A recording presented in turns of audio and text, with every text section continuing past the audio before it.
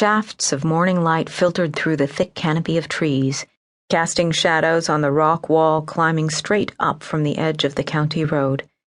A century before, tons of the mountain had been sheared away by dynamite, picks, and shovels to carve the road for mining trucks, revealing hidden springs that wept like tears down the stone face, streaking it with rust and silver mineral deposits. Tracy drove on autopilot, the radio off, her mind numb. The medical examiner's office had not had further information. Kelly Rosa had been out of the office, and the minion Tracy had spoken with could only confirm what Kins had told her. A deputy from Cedar Grove had called with a photo of what appeared to be a human femur, unearthed by a dog belonging to two hunters on their way to their duck blind in the hills above the town of Cedar Grove. Tracy took the familiar exit, made a left at the stop sign, and a minute later turned onto Market Street. She stopped at downtown Cedar Grove's one and only traffic light and contemplated what had once been her hometown, but which now looked so tired and worn that it was foreign to her.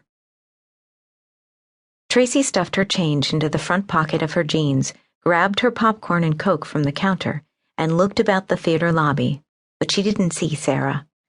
Saturday mornings, when Hutchins Theater had a new movie, their mother gave Tracy $6, $3 each for her and Sarah. The movie was $1.50, which left change for popcorn and a drink, or to buy an ice cream at the mercantile store after the show. "Where's Sarah?" Tracy asked. At 11, Tracy was responsible for Sarah, though she'd recently relented to Sarah's desire to carry her own movie money. Tracy had noticed that Sarah had not bought popcorn or a drink and had pocketed the extra $1.50. Now she was nowhere to be seen, which was not untypical. Dan O'Leary pushed thick, black-framed glasses back onto the bridge of his nose, a persistent habit. "I don't know," he said, looking about the lobby. "She was just here." "Who cares?" Sunny Witherspoon had her popcorn and was waiting by the swinging doors to enter the darkened theater. "She always does this. Let's go. We're going to miss the previews." Tracy liked to say Sunny and Sarah had a love-hate relationship. Sarah loved to bug Sunny, and Sunny hated it. "I can't just leave her, Sunny," she asked Dan. "Did she go to the bathroom?" "I can look." Dan took 2 steps before the realization hit. "Wait, no, I can't." Mr. Hutchins leaned his forearms on the counter. "I'll tell her you all went in and send her in, Tracy. You kids go on in so you don't miss the previews. I got the trailer for Ghostbusters." "Come on, Tracy," Sunny whined. Tracy took a final look about the lobby. It would be just like Sarah to miss the previews. Maybe she'd learn a lesson. "Okay, thanks, Mr. Hutchins." "I can carry your soda," Dan said. His hands were empty.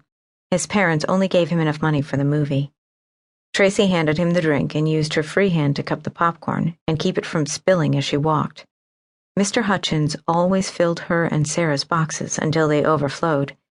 Tracy knew it had something to do with her father taking care of Mrs. Hutchins, who had lots of medical problems on account of her diabetes. "It's about time," Sunny said. "I'll bet all the good seats are taken." Sunny used her back to push open the swinging door, and Tracy and Dan followed her in. The lights were out, and when the door shut, Tracy had to pause to let her eyes adjust to the dark. She heard kids already in their seats laughing and calling out names, eager for Mr. Hutchins to climb into the booth and start the projector. A couple parents were trying unsuccessfully to shush them. Tracy loved everything about Saturdays at Hutchins Theater, from the smell of the butter-flavored popcorn to its maroon carpet and velvet seats with the threadbare armrests. Sunny was halfway down the aisle when Tracy saw the shadow lurking behind a row of seats, too late to warn her before Sarah sprang her surprise. "Boo!" Sunny let loose a blood-curdling scream that silenced the theater. What followed was an equally recognizable laugh.